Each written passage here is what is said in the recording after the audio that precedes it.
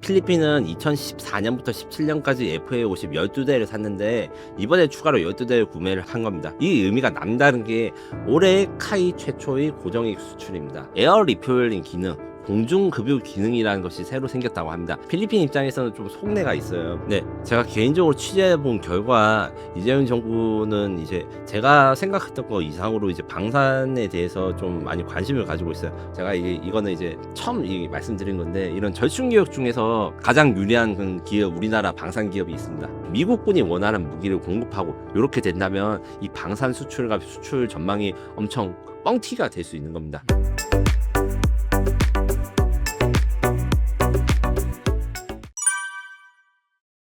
김민석의 전쟁연구소 김민석 기자님 나오셨습니다. 기자님 안녕하세요. 안녕하세요. 네, 기자님 바쁘실 텐데 제가 또 이렇게 며칠 만에 모셨습니다. 전쟁연구소 이제 세 번째 시간인데요. FA50이 지금 수출 필리핀에서 대박났다는 소식이 들려왔거든요. 어떤 이야기인가요? 네, 오늘 아침 9시경에 한국항공우주산업은 FA50 12기를 필리핀에 수출했다고 보도자료를 배부했는데, 원래 필리핀은 2014년부터 17년까지 FA50 12대를 샀는데 이번에 추가로 12대를 구매를 한 겁니다. 금액으로는 약 7억 달러, 그러니까 거의 한 9,900, 막 1조 원 가까운 된 금액인데, 이 의미가 남다른 게 올해 카이 최초의 고정익 수출입니다. 고정익기 수출이고 이제 회전익기가 있는데, 쉽게 말해서 헬리콥터 같은 경우에는 한 대, 두 대 뭐 소량으로 수출하는 데 비해서 이런 전투기 같은 경우에는 우리가 K방산 이야기 계속 하고 있는 게, 한 번 수출할 때 최소 12대, 뭐 많으면 막 40대 이렇게 대대 단위나 부대 단위로 하기 때문에 12대면 4개가 한 대 편대이기 때문에 3개 편대. 그래서 총 필리핀은 6개 편대를 가지게 되는 것이고, 우리 입장에서 다시 수출기를 열었으니까 많이 이제 추가 수주가 좀 기대되는 것도 있습니다. 기자님, 근데 FA50이 필리핀 산지가 좀 됐잖아요. 네, 맞습니다. 뭐 반군 토벌에도 잘 써먹고 뭐 이랬다고 하는데, 근데 뜬금없이 왜 또 사냐? 이게 또 궁금하거든요. 질문 속에 사실 이미 답이 있는데요. 이제 필리핀은 여러 가지 전투기 아닌 걸 운용을 했으나 FA50 도입 전에는 실질적인 군사 작전을 공군이 수행한다 보긴 어려웠어요. 고형 F5라든가 A37 이런 공격기들이 있었는데, 공격에 투입되기에는 그 성능도 별로고 좀 위험했는데, FA50이 그나마 이제 필리핀이 최초로 작전에 써먹을 수 있는 정도의 비행기, 전투기 이런 거였기 때문에 실제로 써와가지고 이제 그 이슬람 반군 공격에도 효과적으로 썼고, 원래는 유도 폭탄을 써야 되는데 필리핀이 돈이 없어서 일반 폭탄을 썼는데도 FA50에 장착된 CCIP라고 하는 이런 소프트웨어가 있어요. 이게 뭐냐면 조준을 할 때 잘 조준해 주도록 조종사한테 이렇게 가이드를 해주고 난 눈금으로 보여주는 이런 것들을 잘 활용해서 정밀하게 타격해가지고 저입을 선멸하거나 이런 것도 있고, 또 다른 이유는 돈 문제도 있습니다. 돈과 일정. 필리핀에 지금 우리가 또 수출할 게 남아 있어요. MRF라고 하는 이제 중형 전투기인데, 요거는 스펙이 조금 더 좋은 전투기를 수출하려고 지금 미국의 F-16, 스웨덴의 그리펜, 그다음에 한국의 KF-21을 경쟁하고 있습니다. 요게 조금 더 큰 사업인데 가격도 비싸고, 다만 이제 이런 사업들의 문제는 뭐냐? 전투기나 이런 무기 같은 경우에는 내가 사자고 이게 바로 지르고 이런 건 이제 북한 아니면 중동 뭐 이런 곳들만 되고 너무 비싸잖아요. 네. 지금 12대 9천억 넘게 됐으니까 한 대 거의 700, 800억 이렇게 나는데, 그래서 아주 세밀하게 시험 평가라든가 이제 조건 협상하고 이런 게 최소 2에서 3년, 뭐 길면 5년 걸립니다. 페루 같은 경우에 우리가 KF-21 제안했는데 이 거절을 한번 당한 적이 있었어요. 왜 그러냐? KF-21이 나쁘다는 게 아니라 우리가 비행기 한 대 사는데 지금 10년 정도 본다. 그러니까 조사를 하고 계약 조건 보고 하는데 10년 보는데, 우리 경쟁 기종들은 우리 KF-21보다 먼저 나왔지 않습니까? 그래서 이미 한 5, 6년 정도 심사를 하고 있는데 중간에 KF-21이 끼어들면 이게 좀 복잡하다, 너네들 좀 시간이 필요해서 안 된다, 이런 것도 있을 정도로 좀 길거든요. 대신에 추가 구매를 하면 장점이 뭐냐? 이미 써봤어요. 성능이랑 다 확인했어요. 거기다가 이제 군수 운용에서 이점이 있습니다. 기본적으로 이제 소수 운용하는 것보다 다수 운용하는 게 단가당 수리비, 그러니까 운용 유지 비율이 낮아져서 이게 좀 많아지는 게 좋거든요. 그런 점에서 이제 필리핀 입장에서는 FA50을 빠르게 추가 도입하면 이 전력 그 증강을 빠르게 이룰 수 있고, 이 MRF 사업이 완성되기 전까지 좀 보충을 할 수 있는 것이죠. 그러면 아까 말씀해 주실 때 KF-21도 포함된 이제 좀 중형급 전투기 사업을 필리핀이 진행 중이라고 하셨는데, 그냥 일반인의 시각으로는 FA50도 좋은 훈련기이자 경공격기이긴 하지만 KF-21이 좀 더 상급 기종이니까 그러면 더 좋은 거 기다렸다 이거를 좀 더 많이 사면 좋을 것 같은데 왜 이 조금 더 경량급인 FA50을 지금 사는 건지 또 궁금합니다. 요것도 사실 필리핀 내부에서 논의가 있었으나 전력화를 빠르게 하는 것이 중요하다. 요런 것이 아무래도 제일 크고요. 지금 필리핀의 안보 상황 입장에서는 중국과 좀 대결을 하는 과정에서 빠르게 전력을 만들어야 되는데 사실 MRF 사업에서 필리핀이 KF-21을 사겠습니다 하면 우리가 바로 배달해 줍니다. 왜냐면 우리가 지금 납기 민족아, 납기가 이제 정확한 경쟁력을 가지고 있기 때문에. 하지만 필리핀 입장에서는 좀 속내가 있어요. 무슨 속내가 있냐면 미국의 F-16, 그다음에 스웨덴의 그리펜, 한국의 KF-21이 있는데 미국의 F-16을 사고 미국으로부터 원조를 좀 받고 싶어 합니다. 원래는 이제 F-8, F-라에서 미국이 여러 국가들 지리적으로 중요한데 이제 국방비가 부족한 국가들한테는 군사 원조를 해주는데 처음에 필리핀의 생각은 그러니까 바이든 정부 때까지만 해도 중국과 미국이 대결할 때 필리핀이 아주 중요한 위치니까 필리핀이 군사 원조를 받아서 F-16을 공짜로 얻고 싶다. 이런 속내가 있었는데 지금 현재 정부가 트럼프 이기지 않습니까? 트럼프가 중국이랑 싸우지 않는 것은 아닌데 유료로 싸우는 정책을 하고 있어서 지금 우리도 참 골치가 아픕니다. 공짜는 없죠. 공짜는 없다. 중국이랑 싸워야 되는데 이러니까 이걸 협상을 좀 기다리거나 아니면 필리핀이 좀 빌려가지고 이 F-16 원조를 좀 해주세요. 이런 협의를 하는 거고 실제로 효과가 있는 게 있어요. 이게 우리나라가 이제 무기를 팔려다가 못 파는 나라 중에 아르헨티나가 있습니다.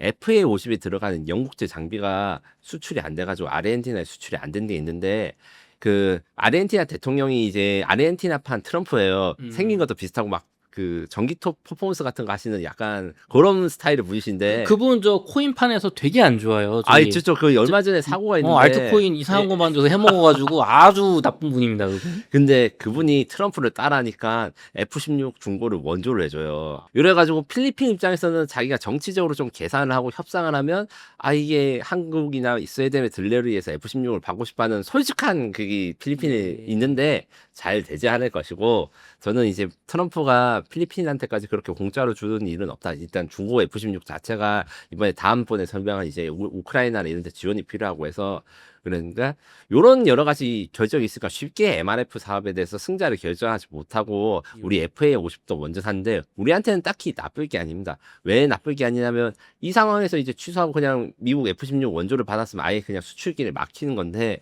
F-16이 아니라 FA50을 우선 구매해서 우리나라 한국산 전투기가 지금 필리핀 공군에 늘어났으니까 요 한국산 전투기의 우수성을 잘 알게 돼가지고 이제 앞으로 이렇게 MRF 더 큰 KF-21 수출에서 주도권을 가질 수 있을 것으로 보입니다. 근데 또 이게 필리핀 입장에서는 중국이 그쪽 영토, 우리나라도 요즘 그 서해 쪽에 자꾸 막 이상한 거 설치해서 문제가 많은데 남중국해 또 필리핀 이런 동남아 쪽에 계속 막 비행기 보내고 영토 이 바다 내 거라고 막 분쟁을 일으키잖아요. 근데 전에는 FA50 전에는 그거를 딱히 중국 공군을 격퇴할 어떤 무기가 없었던 거예요. 지금도 사실 FA50이 이제 순찰 정도 되고 진짜 공중전으로 갔을 때는 중국의 J-20 스텔스 전투기나 이런 거 대응하는데 한계가 있는 것도 사실입니다. 그래서 그나마 이제 경고를 하고 쫓아낼 수 있고 유사시 정찰기 같은 걸 쫓아낼 수 있는 미사일들을 가지고 있기 때문에 그전엔 아예 그런 수단이 없었어요. 필리핀이 얼마나 열악하냐면 제가 이번에 이제 마덱스라고 하는 부산에서 해양 방산 전시회에 여러 가지 외국인 손님분이 오신 중에 필리핀에서 오신 그 전문 디펜스 저널리스트가 계셨어요. 그분 SNS 사진에 뭔가 다 써가는 배가 하나 있는 거예요. 그게 뭔지 봤는데 필리핀 해군이 능력이 없어가지고 폐선된 배를 바다에다가 정박을 시켜서 그걸 기지로 쓰는 거예요. 근데 그게 다 썩어 있어요. 거의 유령선이라고 봐도 되는 뭐 캐러비안 예정이 나올 만한. 근데 환경이 그렇게 열악한 상황에서 영토랑 영공을 지키다가 이번에 FA50 구매도 했고 그리고 호세 리잘급이라고 해서 우리나라에서 호위함도 샀어요. 그래서 한국이 이 좀 필리핀의 이 영토를 방어하는 데 큰 도움을 주고 있는 것이죠. 근데 또 FA50이 기존의 필리핀이 샀던 거에서 점점 업그레이드가 돼서 새로운 버전이 나왔다고 하는데 이게 어떤 내용인가요? 네, 이제 제작사인 한국항공우주산업이 밝힌 거는 기능이 여러 가지 있는데 그 중에서도 에어 리퓨얼링 기능, 공중급유 기능이라는 것이 새로 생겼다고 합니다. 이게 어떤 것이냐면 하면 하늘을 날아다니는 비행기가 연료가 제한됐을 때 원래 연료 탱크를 많이 다는 걸로 해결해 봐야 되는데 그거 없이 공중급유기 혹은 동료 비행기들이 이제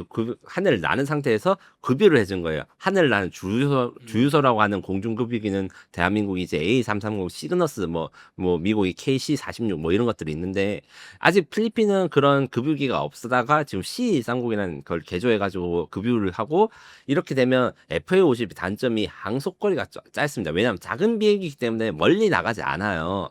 그런데 이제 필리핀이 영해가 넓다 보니까 이런 공중급유 기능을 사용해가지고 장거리 작전, 원해 작전을 좀 벌일 수 있게 개량된 게 첫 번째고 두 번째는 A사 레이더가 달립니다. 제가 KF-22 공중정 이야기할 때 맨날 이야기하는 이 A사 레이더가 원래는 이제 FA50엔 달리지 않았어요. 이제 이스라엘에서 만든 ELM203이라는 기계식 레이더가 달렸는데 이번에 지금 우리가 한창 제작 중인 것이 폴란드 수출 버전 FA50PL과 말레이시아 수출 버전 FA50M에 이 RTX라는 미국 회사의 이제 팬텀 스트라이크라는 A사 레이더가 들어갑니다. 그거를 필리핀 군한테도 딱 제공한 거고 아마 미래에는 이제 이 팬텀 스트라이크 A사 대신에 국산 뭐 LIG 넥슨이나 하나 시스템이 만든 국산 레이더로 아마 대체가 될 것으로 생각하고 마지막으로는 무기가 더 좋았었습니다.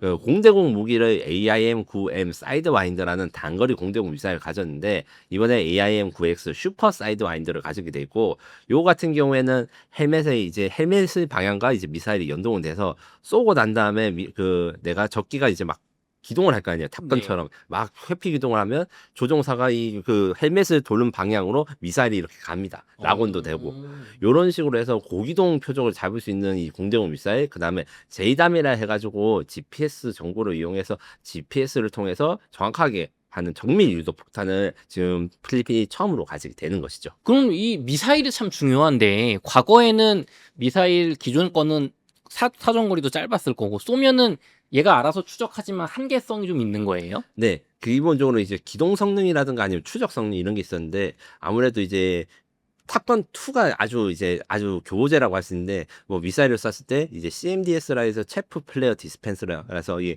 카운터 메저라고 하는 방해책을 하면 이 방해책이 미사일이 적기인 줄 알고 막 피해 다니거나 아니면 이제 빨리 터지거나 이런 것들을 유도한 건데 최신 미사일들은 이런 거 다 구별할 수 있게 제작되어 있습니다. 그럼 필리핀 입장에서는 뭐 업그레이드한 거 사니까 좋긴 한데 또 저희 댓글을 제가 또 보다 보니까 밀떡분들이 아니 이게 무기 수출 빛 좋은 개살구다. 이거 다 차관으로 우리가 돈을 빌려주고 저쪽에 무기를 사는 거라서 돈을 벌어오는 게 아니다. 막 이런 얘기가 있던데 이게 사실인가요, 기자님? 어느 정도 사실인데 이게 G2G 거래에 대한 특성에 대한 이해가 필요합니다. 쉽게 말해서 우리가 마트에서 물건 사거나 자동차를 사는 것과 그 정부간 거래는 전혀 다릅니다. 거래를 통해서 이득되는 것이 너무 많기 때문에 우리가 절충교육 혹은 금융지원 이런 것들을 하는데 이 중에서 금융지원은 말 그대로 그 사람들이 무기를 살 값을 우리 금융기관이 빌려줘서 갚게 하는 것이고 그 다음에 오히려 이제 절충 교육이라 해서 우리가 이제 10만 원짜리 무기를 적국에 팔면 우리 수출국에 팔면 수출국의 물건을 10만 원짜리 사는 이런 제도들이 있습니다. 이렇게 되면 플러스 마이너스 제로가 아닌가 이렇게 생각하시는데 전혀 아니고요. 이것을 사용해 가지고 각 국가 간의 경제 관계 그다음에 이제 산업 발전 이런 효과들이 있습니다. 왜냐하면 이게 유통 과정이라든가 이게 협력 과정에서 나라들 간의 교류가 활성화되고 우리나라 기술을 개발하거나 아니면 우리 산업을 또 일으킬 수 있는 산업 파급 효과가 있기 때문에 항상 이제 돈 거래에서 플러스 마이너스 제로만 생각하는 게 아니라 그 돈의 흐름에서 추가적인 부가가치가 나오는지 이게 물론 기업 간의 거래에서는 이게 안 중요할 수 있는데 이게 국가 간의 거래에서는 굉장히 중요하고 요것 때문에 사실 대한민국이 장점을 가진 것도 있어요. 제가 이거는 이제 처음 말씀드린 건데 이런 절충기업 중에서 가장 유리한 기업 우리나라 방산 기업이 있습니다. HD 현대중공업이라고. 왜 유리하죠? HD 현대중공업은 현대 계열사기 때문에 상대방에서 민간 부분에 절충교육 요구할 때 만약에 이제 기름을 사달라고 하면 오일뱅크가 있고 자동차 공장을 지어달라고 하면 현대자동차가 있고 뭔가 줄 수 있는 게 많군요, 민간적으로. 엄청 많은 이런 장점이 있고 이제 하나 같은 경우에도 이제 아직 이거는 실제로 있는 건 아닙니다. 예시입니다. 그래서 뭐 태양광을 준다 이런 거래들이 있고 이러면 이제 한국과 상대국이 동시에 발전하게 되는 계기가 되거든요. 이런 것들 때문에 이제 방산 거래는 손해 보는 거 아니야 이렇게 하는데 이 예시를 보면 가령 이제 우리가 항상 이야기하는 인도네시아 이야기도 좀 할 수 있는데 인도네시아가 라팔 전투기 살 때 프랑스 은행부터 이자를 빌리고 신용 등급을 2등급 땡겨서 올라봐요. 이러면 이제 이자율이 좀 낮아지거든요. 그리고 그게 프랑스 게 법으로 돼 있어요. 왜 그렇게 법으로 돼 있냐? 아, 그렇게 해서 팔아도 남는다. 아, 많이 남으니까 하겠죠. 이게 사실 식민지를 다뤘던 국가들은 다 알고 있어요. 식민지를 독립시켜 난 다음에 인프라 개발이라든가 아니면 사회 간접 자본 개발할 때 그 종주국의 자본이 들어가가지고 투자를 하고 이러면서 그게 다 남는 것을 체험을 했거든요. 하지만 대한민국은 식민지가 없기 때문에 이런 거래들을 왜 하는가 아니면 손해 아니야? 우리가 판 만큼 다시 사야 되는데 저쪽에 있는 거 이렇게 하는데 국가 간의 거래는 이런 게 좀 더 들어가 있다. 남는 거 많다. 네. 하긴 상식적으로 생각을 해도 우리가 뭐 배로 아니면 뭐 이렇게 뭐 비행기라든가 뭐 장비 같은 거 배달해 줄 때 그건 뭐 우리나라 배나 우리나라 업체가 그 운송 수익을 가져가지 뭐 필리핀이 가져가진 않을 거 아니에요. 정확합니다. 이게 그런 쪽에서 이제 산업 파급 효과, 부가가치라고 하는 것들이 있는데 제가 경제학을 하는 전문 유튜버나 이런 기자는 아니라서 자세하게 설명해 준 것 저것도 어렵지만 산업 파급 효과를 항상 방위산업 무기 거래를 하거나 아니면 국내 무기를 연구 개발할 때 이걸 계산을 합니다. 기자님 그럼 이게 부동산 쪽에 보면 건설 경기가 안 좋으면 그냥 뭐 이제 거래가 안 돼서 이제 뭐 사고 파는 사람들의 문제도 있지만 사실 아파트 거래가 되면은 막 집수리하고 인테리어하고 이삿짐 없이 먹고 살고 막 짜장면 사 먹고 막 이러면서 사실 그 주변에 어떤 산업들이 다 먹고 사는 거거든요. 예, 맞습니다. 공인중개사님도 그게 거래가 돼야 되는 거고 뭐 부동산 중개 플랫폼도 그렇고 유튜브도 어떻게 보면 그런 거죠. 네. 근데 그런 식으로 우리나라가 돈을 차관을 좀 많이 빌려주더라도 절충교역 하더라도 다른 민간적인 부분에서 많이 남으니까 국가 차원에서는 결국은 우리가 많이 가져가니까 이득인 거예요. 네, 맞습니다. 특히 그리고 이런 경제적인 가치 외에도 우리가 무기를 팔거나 이런 거래하는 국가들과 관계가 깊어진다는 게 이게 돈으로 살 수 없는 굉장히 중요한 것입니다. 그 단순히 옛날에는 뭐 미국만 잘 친하게 지내면 되지 이렇게 생각을 했다가 미국이 어떻게 생각하냐면 야, 너는 왜 나랑만 친해? 그러면 잘 우리 협상할 때 잘 이용할 수 있겠구나 이렇게 하고 반대로 미국과 이제 한미 동맹도 중요하지만 여러 나라랑 깊은 관계를 맺으면 미국 입장에서 야, 너는 A 나라랑 미국이랑 별로 안 친한데 너는 A 나라랑 친하구나. 그러면 같이 협력할 수 있겠다. 이런 식으로 딜이 되는 게 굉장히 많습니다. 사실 방위산업에서 항상 이제 미국산 무기랑 한국 무기가 싸우면 그래가지고 한국 무기가 이기면 미국이 싫어할 거 아니냐. 업체는 싫어하는 거 맞습니다. 다만 이제 이런 과정에서 이제 미국이 좀 관계가 개선이 필요하거나 아니면 좀 껄끄러운 나라들이 한국이 먼저 친하게 가면 미국 입장에서는 자기 동맹국이 친하니까 이걸로 이용하고 협력을 할 수 있거든요. 그래서 국제 정치랑 협력이 물론 맨날 피터지게 싸우고 지금도 전쟁 이야기를 하고 있고 하지만 반대로 이런 식의 협력의 중요성을 통해서 성장한 것도 있습니다. 그럼 또 이런 식으로 이제 수출이 되려면 이번에 이제 이재명 대통령께서 취임을 하셨거든요. 네. 이 차기 정부, 뭐 이게 현 정부죠 이제는 정부의 어떤 K 방산에 대한 어떤 스탠스라든가 지원이 좀 확실해야 요 날개 돋친 K 방산 정말 하늘로 날아오를 수 있을 것 같은데 이재명 정부의 K 방산에 대한 어떤 태도는 좀 어떤지 궁금합니다. 네, 제가 개인적으로 취재해 본 결과 이재명 정부는 이제 제가 생각했던 거 이상으로 이제 방산에 대해서 좀 많이 관심을 가지고 있어요. 관심을 가지고 있는 것은 뭐냐? 방산 수출 4대 대국으로 올라가는 걸 공약으로 삼았고 이걸 실행하기 위한 플랜을 가동할 것으로 보입니다. 이 기본적으로 사람들이 또 오해하시는 부분 제가 수정해 드리자면 사실 탄핵 정국 이후에 방산주나 조선주가 많이 올랐잖아요. 네. 이게 상식적으로는 그러기 어렵습니다. 왜 어렵냐? 이 방위산업이나 조선은 정부의 개입이 굉장히 많이 들어가는 산업이기 때문에 정부가 지원책을 해주고 세이즈 활동을 많이 해줘야지 매출이 올라가는 산업인데 사실 올해 상반기 주식에서 방산주나 제가 센터 방산주라든가 조선주를 보게 된다면 기본적으로 이런 게 없는 상황에서도 업체들이 진짜 끝까지 노력해가지고 가치라든가 수주 잔고를 높인 거. 그 다음에 방위사업은 한번 계약하면 10에서 15년간 장기 계약이 있기 때문에 재무제표상으로 굉장히 좋은 사이즈 그동안 쌓아놓은 주문량이 있기 때문에 이렇게 올라간 건데 이게 언제까지나 계속될 수는 없고 정부가 적극적으로 해외 방산시장 세이즈 수출 지원 이런 것들을 해야 되는 거고 요게 대해서 4대 강국을 목표로 잡는데 이 4대 강국이 말이 4대 강국이지 지금 8이거든요. 네. 그 독일, 프랑스, 영국을 다 이탈리아를 다 제껴야 우리가 이렇게 되는데 그래서 제가 취재를 해봤을 때 이제 앞으로 이제 그 차기 정부의 방위 사업에 대해서 강하게 이제 영향력을 끼칠 수 있는 분들이 애들 받으면 충분히 가능하다. 그들의 생산력이나 이런 것들을 우리가 이겨낼 수 있다. 이런 것들은 제가 평소에 하는 것과 비슷하게 기본적으로 전쟁을 준비한 나라의 방위 사업은 납기가 빠르고 신뢰할 수 있는 무기, 검증된 건 만들 수 있는데 우리 앞에 있는 나라들은 R&D 투자는 우리보다 많이 한 건 사실이고 기술이 좀 나은 건 맞아요. 하지만 전쟁터에서 지금 당장 쓸 거, 옆 나라에서 전쟁이 터지면 우리나라가 지금 당장 전력 증강해야 된다. 이런 지금 현재의 시대 흐름에는 대한민국이 맞고 성장할 수 있다. 이렇게 돼 있고 제가 취재한 결과 크게 세 가지 목표를 가지고 있습니다. 첫 번째는 이 그 미국 시장 진출에 대해서 아주 사활을 걸 것으로 예상되는데 지금 대한민국 방위 시장 방위 산업의 이게 주 수출은 이제 중동, 그다음에 동유럽, 뭐 폴란드나 뭐 사우디 이런 쪽이 많고 동남아 이렇게 있고 이제 그 남미 쪽에서도 성과가 좀 나오는데 미국 시장을 뚫는 것이 굉장히 중요합니다. 지금 어느 정도 유럽 같은 경우에는 자기들 무기 자기네들 쓰자 이런 분위기가 굉장히 있어가지고 진입이 점점 어려워지고 제가 영국, 이탈리아, 프랑스 이런 방산업체들을 이겨야 된다고 말씀드리는데 이 나라들은 무기 만들자 팔아서 장사한 지 한 몇백 년 돼요. 대한민국보다 다른 이 역사가 있기 때문에 그러면 어떻게 해야 되냐? 미국이 지금 현재 전력 증강을 할 때 미국 업체들이 모든 것을 다 만들거나 담당하지 못합니다. 그래서 미국 업체들과 팀을 짜가지고 미국에 진출해서 미국군이 원하는 무기를 공급하고 이렇게 된다면 이 방산 수출과 수출 전망이 엄청 뻥튀가 될 수 있는 겁니다. 왜냐하면 미국군이 세계 최강의 군대인 동시에 수요도 굉장히 많거든요. 이것 때문에 제가 전망하기로 지금 아마 그 카이의 FA-50 그 전투기를 그 해군용 훈련기로 개조하는 FA-T-50N 뭐 요런 훈련기 사업 그다음에 하나 에어로스페이스의 K9 자주포를 미국군 요구에 맞춰서 차륜형으로 개조하는 차륜형 자주포 뭐 그다음에 이제 LIG 넥슨의 비공 유도 로켓 뭐 이런 것들이 이미 지금 미국 시장을 도전 중이고 미국 협력 파트너들도 있어요.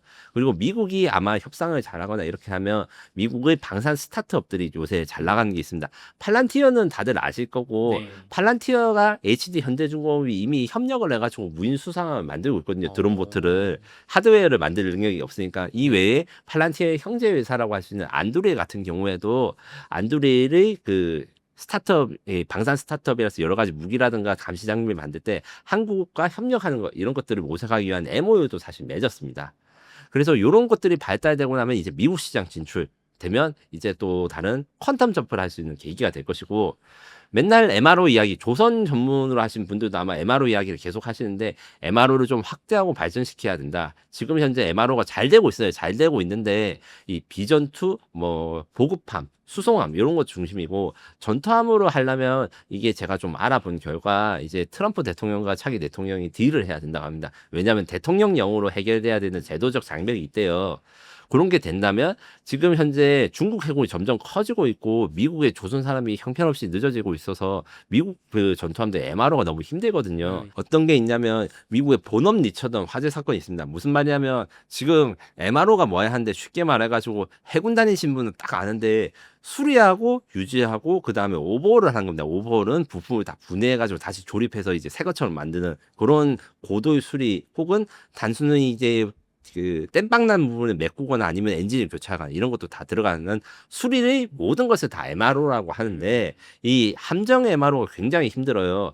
본업 리처도 사건이라는 게 있어가지고 했는데 이게 뭐냐면 미국 해군이 4만 톤짜리 상륙함을 MRO 그러니까 오버홀 정비를 하기 위해 가지고 공사를 하는데 이 수병자한테 시킵니다. 이 작업 같은 거를 이제 근데 이 작업 환경이 너무 힘들어요. 수병이 차라리 배에 태워주세요 이렇게 할 정도로 숙소도 없고 밥도 잘 안 주는데 일은 많이 시키고 근무도 많고 해서 열받은 수병 한 명이 배에 불을 질러가지고 미국 해군의 4만 톤급 상륙함이 지금 전소가 돼서 지금 사용할 수가 없습니다. 정말요? 야, 그거는 뭐 반역죄 아닙니까? 거의 아마 항명죄. 이제 지금 이미 감옥에 들어가서 있을 건데 이게 가격이 거의 1조 원짜리를 한 명이 일하기 너무 힘들다고 그렇게 태워 먹었어요. 야, 근데 미국도 참 그게 근데 관리가 안 되는 거네 어쨌든. 예, 그런 관리가 안 되는 것에서 우리 정비 유지 보수 관리는 한국이 맡아주겠다. 그리고 이게 잘 협상이 되는데 이런 MRO를 함정 MRO를 확대하는 것은 물론 항공기 MRO 그러니까 주한 미군 아니면 주일 미군이라든가 미국이 가진 전투기나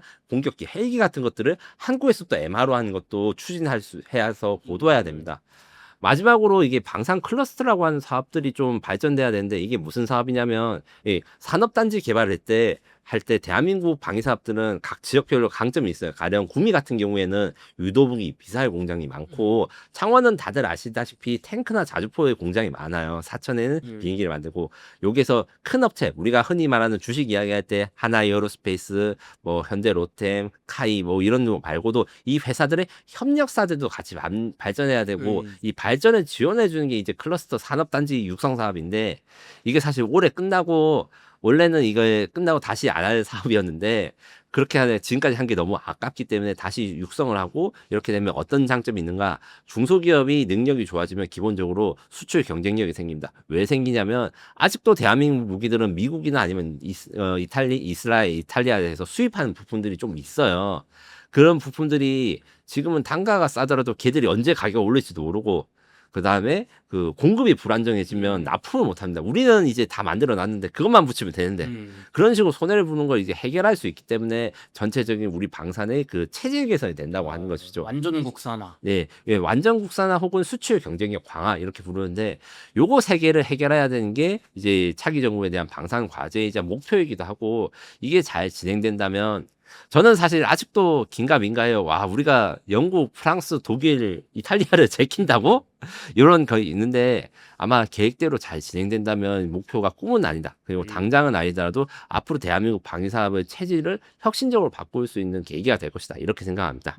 지금 정부의 관계자분들이 의지가 강하다고 하시니까 제발 좀 요번 5년 동안 정말 잘해주셔서 그 이제 방산산업 주식 투자하신 분들이 저는 제발 올해랑 내년에 많이 웃으셨으면 좋겠어요. 정말 막 맞습니다. 2배, 3배 가서. 아, 그리고 천만 다행히도 방위산업은 여야가 없습니다. 국방에 여야가 없듯이 해서 맞습니다. 제가 확인을 여러 가지 해보고 했는데 이번 새 정부가 좀 바뀌긴 했지만 방위산업 흐름이라든가 이런 것들이 급격하게 바뀌거나 지금 제가 말한 게 없는 걸 다시 하는 게 아니고 이거를 했었어야 되는데 약간 이제 정치적인 이슈로 좀 미뤄지거나 아니면 좀 연기될 건들을 다시 진행하겠다. 이렇게 이해하시면 됩니다.